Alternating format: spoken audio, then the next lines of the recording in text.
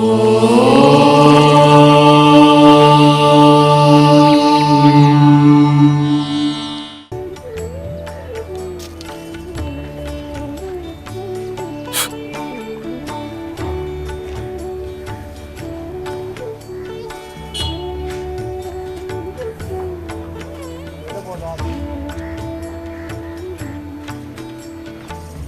तो आपने अभी सुना, हमने कॉलोनी के कुछ लोगों से बात किया।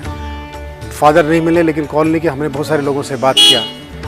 हमने मुस्लिम धर्म के लोगों से बात किया, क्रिश्चियन धर्म से बात किया। कॉलोनी के लोग खुल के कोई नहीं बताना चाहता कि यहाँ कन्वर्शन होता है, लेकिन चोरी छुपे वो भीगी जबान में, दबी जबान में, ये इनडायरेक्ट वे में हमें इंडिकेशन देते हैं कि हाँ, कन्वर्शन आपका हो सकता है। और वो 32वां जो हो, जिसको बोलते हैं, होता है, जिसमें स्नान करके और दोबारा से किए जाते हैं। एक स्पेशल रस्म होती है जिसको कि निभाया जाता है, वो उन्होंने बताई, लेकिन खुल के कोई नहीं बताना चाहता है।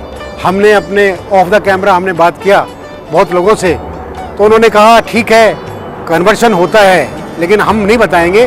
और यहाँ पे ज़्यादातर लोग उसी कड़ी में रहते हैं, और यहाँ 99% लोग हमारे भाई जो हैं बाहर से आए हैं, जिनको कि स्पेशल पादरियों ने, यहाँ के एजेंट हैं, जो एजेंट अलग अलग जगह के अलग अलग एजेंट हैं, जिन्होंने उनको कन्वर्शन किया है। किसी को कुछ लोभ देके, किसी को लालच देके, गरीबों में किसी का एडमिशन करा के, बच्चों के पालन पोषण करा के, सबको लोभ लालच देके उनको कन्वर्शन किया गया। और यही मान्यता है कि यहाँ तमाम कन्वर्शन के लोग रहते हैं। ये अब जांच का विषय है, हम इसमें नहीं जाना चाहते, लेकिन ये एक बहुत बुरी बात है। ऐसे धर्म परिवर्तन करके लोभ लालच से, तो ये समाज में बुराइयाँ हैं, और ये एक किस्म का पाप ही है, और इसको हम बुरा मानेंगे। इसी के साथ में मैं आप लोगों से यही अनुरोध करूंगा कि आप ये इसमें समझे जाने, और जब आपकी इच्छा हो तो उस तरीके से आप लोग अपना धर्म परिवर्तन कर सकते हैं, लेकिन किसी के दबाव में, बहकावे में या लोभ लालच में आप ना आएँ, यही मेरी प्रार्थना है। नमस्कार।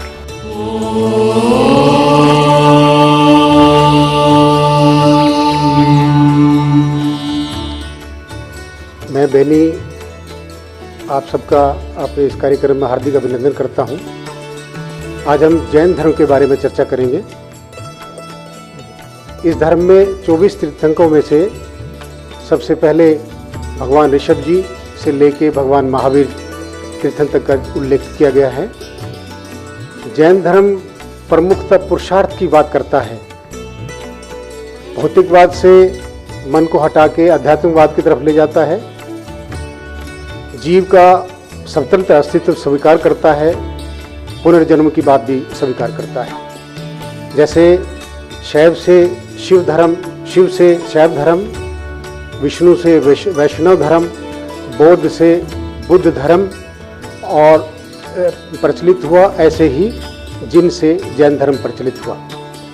जैन धर्म अवतारवाद में विश्वास नहीं करता, ऐसी धारणा है, क्योंकि तीर्थंकर भी जब जन्म लेके आते हैं संसार में, तो एक साधारण मनुष्य की तरीके, बच्चे की तरीके से जन्म लेते हैं, और वो अपने पुरुषार्थ और अध्यात्म के बल पर तीर्थंकर की स्थापना करते हैं।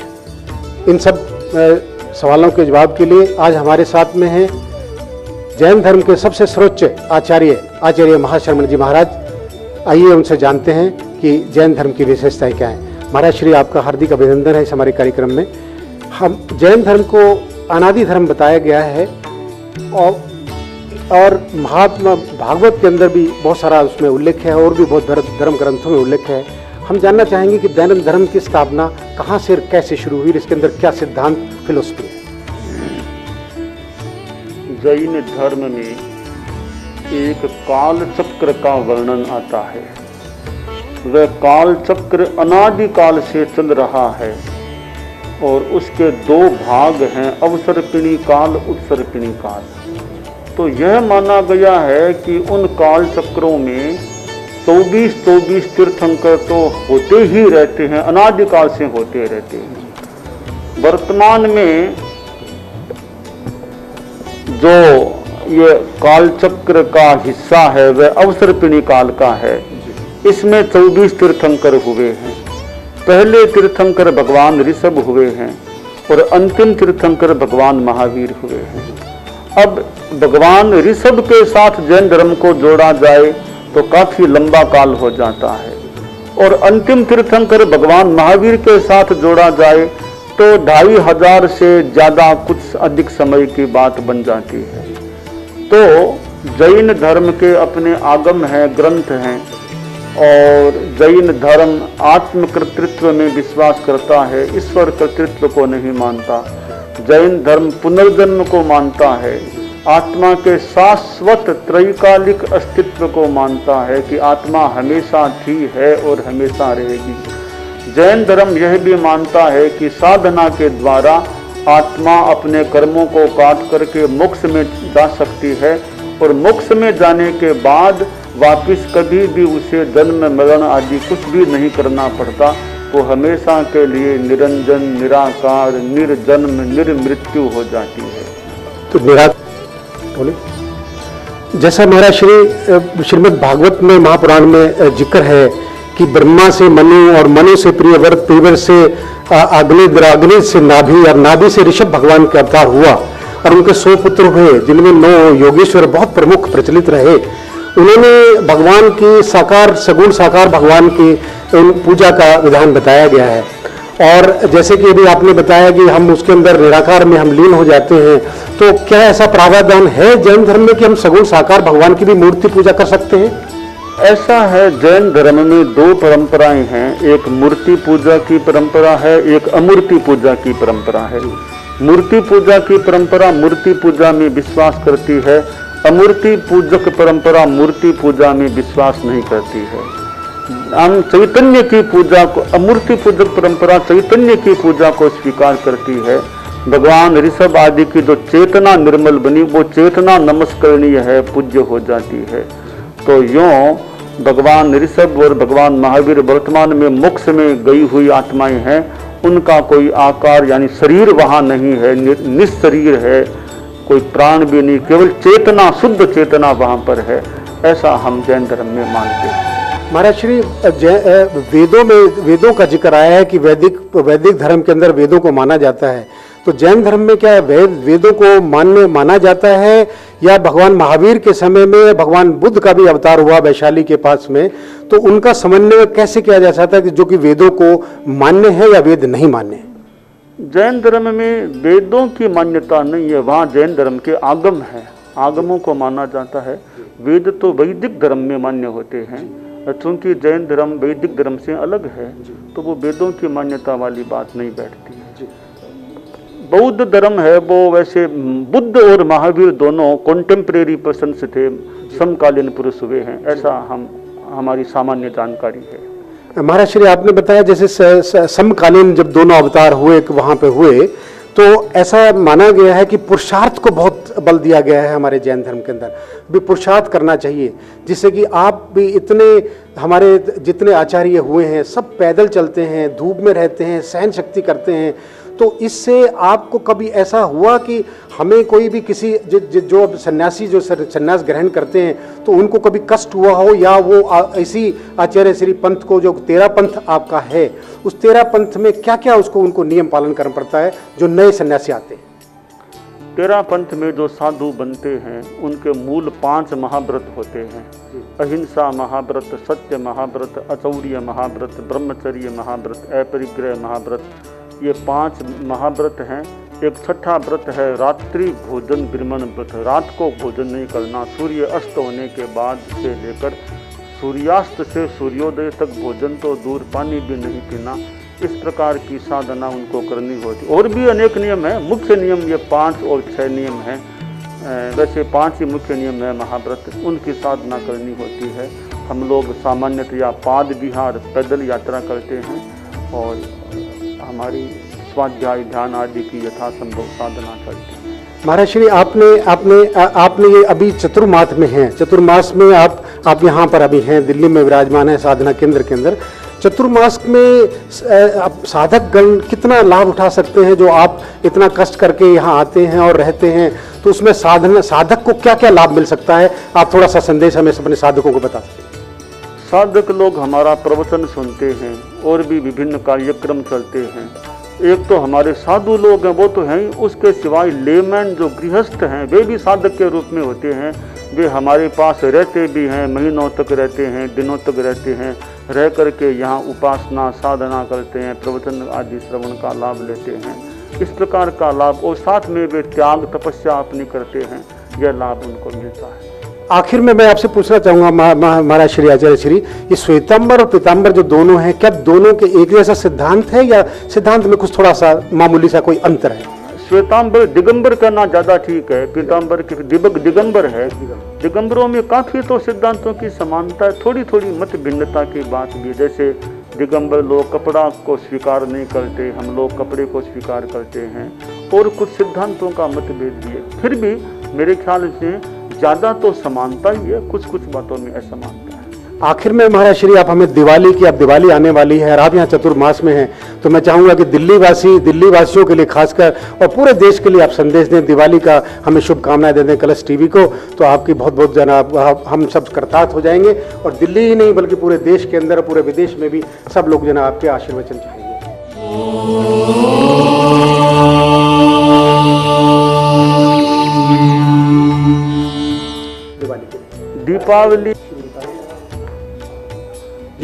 दीपावली भगवान राम और भगवान महावीर से जुड़ा हुआ पर्व है। दीपावली प्रकाश का पर्व है, दीपक जलाए जाते हैं। इसी प्रकार आदमी के भीतर ज्ञान का दीपक जले, आदमी का चरित्र अच्छा बने, हमारी मंगल कामना है मंगल कलश के दर्शकों के लिए भी, कि वे भी दीपावली से यह प्रेरणा लें और सभी लोग यह प्रेरणा लें कि दीपावली से हमें ज्ञान के प्रकाश को जागृत करने की और हम अपने जीवन के आचरणों को अच्छा बनाएं, यह हमें प्रेरणा लेनी चाहिए। अभी आपने सुना जैन धर्म गुरु आचार्य महाश्रवण जी महाराज ने अपने श्री वचनों से बताया कि जैन धर्म की क्या विशेषताएं हैं। प्रमुख विशेषताएं आपने बताई कि वो सगुण साकार भगवान को ना मान के निर्गुण निराकार ब्रह्म की उपासना करते हैं और उन्हीं में लीन होना उन्हीं की गुरु परंपरा का एक हिस्सा है। आप साधकगण भी इन वचनों को सुनकर मैं समझता हूं कि लाभ उठाएंगे। धर्मों में थोड़ी बहुत भिन्नताएं होती हैं, जैसे कि जैन धर्म में भी अभी बताया कि दिगंबर और श्वेतांबर में भी थोड़ा बहुत अंतर है, लेकिन विशेषता धर्म की एक ही मूल चीज़ है कि भगवान को भगवत प्राप्ति कराना, भगवान का प्रेम प्राप्त करना। तो मैं समझता हूँ, ऐसी आशा है कि वो इस चतुर्मास में हमारे दिल्ली वासियों के लिए नहीं बल्कि पूरे देश के लिए एक अच्छा संदेश होगा कि धर्म की बातों को यहाँ अनुसरण करेंगे और अपने भगवान की ओर प्रेरित करेंगे। शेष फिर नमस्कार, शुरू करते तो रोलिंग कर बताना।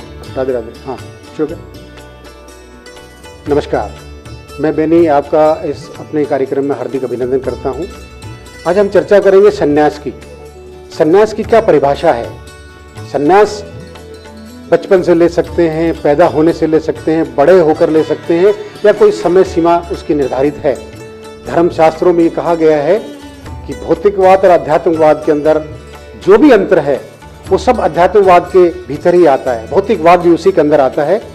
ऐसी मान्यता है कि हमारे देश के अंदर तमाम किस्म के धर्म चल रहे हैं और सब धर्म में सन्यासियों का बहुत बड़ा एक रोल है। सन्यासी छोटा हो बड़ा हो उसकी कोई सीमा नहीं है। आज हम इसी विषय पर चर्चा करेंगे।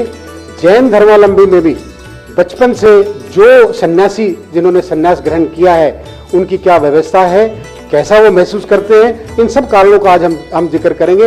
आज हम ऐसे ही एक जैन धर्म के आश्रम के अंदर है जिसमें बच्चों ने सन्यास लिया है, छोटी छोटी उम्र में सन्यास लिया है। आइए उनसे जानते हैं कि सन्यास से क्या क्या महत्व है। आपका शुभ नाम क्या है? अमन मुनि। आपने कब से सन्यास लिया है? दिल्ली 18 जून 2014। आपको कैसे महसूस हुआ कि आप बचपन में ही सन्यास ले लें?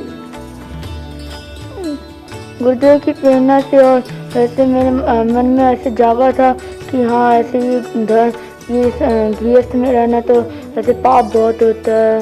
वो सोचते हैं उसमें पाप, साधु बन के तो अच्छी गति मिलेगी। गृहस्थ में तो मेहनत भी करो उसको भी पाप मानते हैं।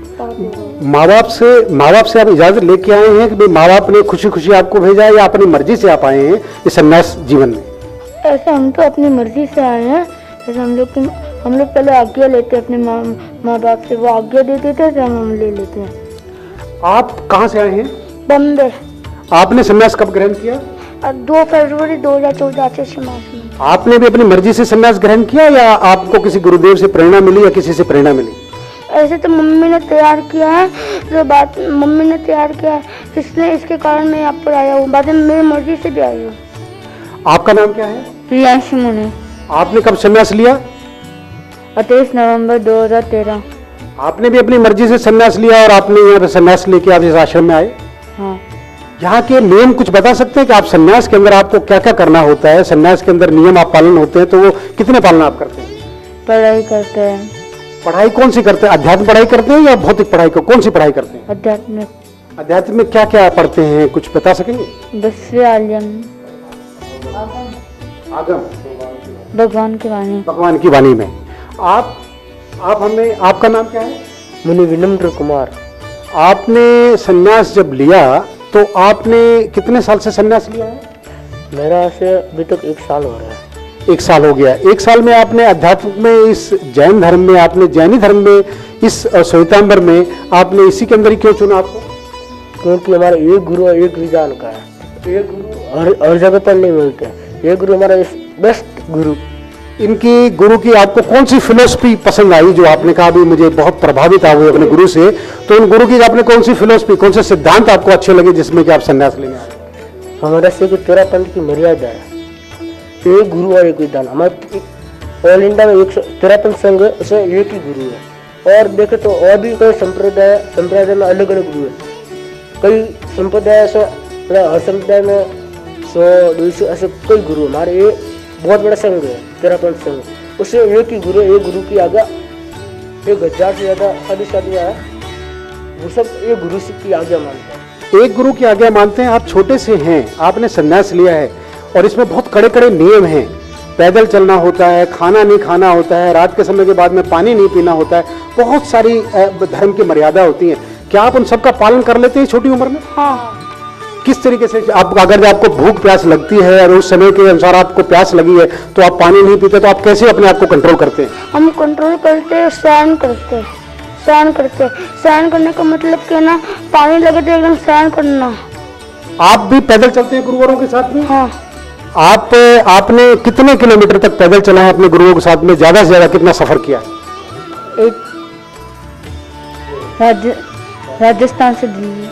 राजस्थान से दिल्ली पैदल चल के आए हैं। तो आप भी खाने पीने में और सब ये व्यवस्थाओं में जब चलते हुए पैदल चलते हैं अपने गुरुवरों के साथ में, तो उस समय भी आप लोग अपने को सहन करते हैं इस धर्म के अनुसार? हाँ। पूरा सहन करते हैं। आप मुझे बताएंगे कि आपने शिक्षा को, भौतिक शिक्षा को छोड़ के और आप इस अध्यात्म में आए तो आपको अच्छा महसूस हो रहा है कि भी यही एक जीवन अच्छा है जो उस संसार से अच्छा रहेगा? ये बहुत अच्छा जीवन है। ये बहुत अच्छा जीवन है, आप इसको मानते हैं? आप भी इसको, इस जीवन को अच्छा मानते हैं या वो संसार के जीवन को मानते हैं? और ये साधु का जीवन। साधु का जीवन अच्छा मानते हैं। हाँ। आप कैसा मानते हैं? साधु का जीवन। साधु के जीवन में क्या प्रेरणा आपको क्या मिलती है? साधु का जीवन क्यों अच्छा है? कि अच्छा लगता है इसलिए? आप बताएंगे कि ये संन्यास जीवन को ही आपने क्यों अपनाया, क्यों अच्छा लगता है? एक दृष्टि से देखे तो ऐसे कई अलग अलग उदाहरण है। एक उदाहरण ये भी होता है जैसे गृहस्थी होते हैं, गृहस्थी का जैसे खाना खाते हैं, वो खाना, उनका खाना भी पाप है। हमारा खाना धर्म, क्योंकि हमारे लिए खाना नहीं बनता, उनके लिए खाना बनता है, पकता है। हमारे लिए खुद के लिए खाना नहीं मांग, उनके लिए बना हुआ है और हम उनसे लेते हैं खाना। तो आप भिक्षा, आप लेने की कहने का है तात्पर्य, आप भिक्षा मांग के आप खाना खाते हैं, अपनी तरफ से कोई भी बना के नहीं खाना खाते। अगर आपको कभी भूख प्यास लगती है और आपका मन करता है खाने का, तो आप क्या करते हैं? मन को भी कंट्रोल करते हैं, संयम करते हैं। इंद्रियों को कंट्रोल करने की आपको 1 साल में, आपने 1 साल, आपने कहा 1 साल से संन्यास लिया है, कितनी आपको इंद्रियों की शक्ति मिली है? इंद्रियों को कंट्रोल करने की कितनी शक्ति मिली? अभ्यास तभी हो रहा है और ऐसे हम संयम जीवन में अपना रहे और ध्यान और कई परीक्षा ध्यान है और धीरे धीरे अभ्यास ही होता है। तो जैसे गुरुवर पैदल चलते हैं और वो आप साफ करके चलते हैं कि जीव ना मरे, जो सिद्धांत है हमारा अहिंसा परमो धर्म, जैन धर्म का सिद्धांत, मूल सिद्धांत है। तो आप सब लोग भी जब चलते हैं गुरुवरों के साथ में, आप बच्चे हैं, छोटे हैं, छोटी उम्र है, तो क्या आप लोग भी उसी तरीके से चलते हैं जैसे बड़ों का अनुसरण करके बड़े आचार्य श्री चलते हैं और वही अनुसरण करके आप लोग चलते हैं? हाँ। वही प्रयास करते हैं? हाँ। हाँ, वही प्रयास करते हैं। उसी प्रयास से आप लोग चलते हैं। धन्यवाद, आप सबका बहुत बहुत धन्यवाद। Thank you very much. अभी आप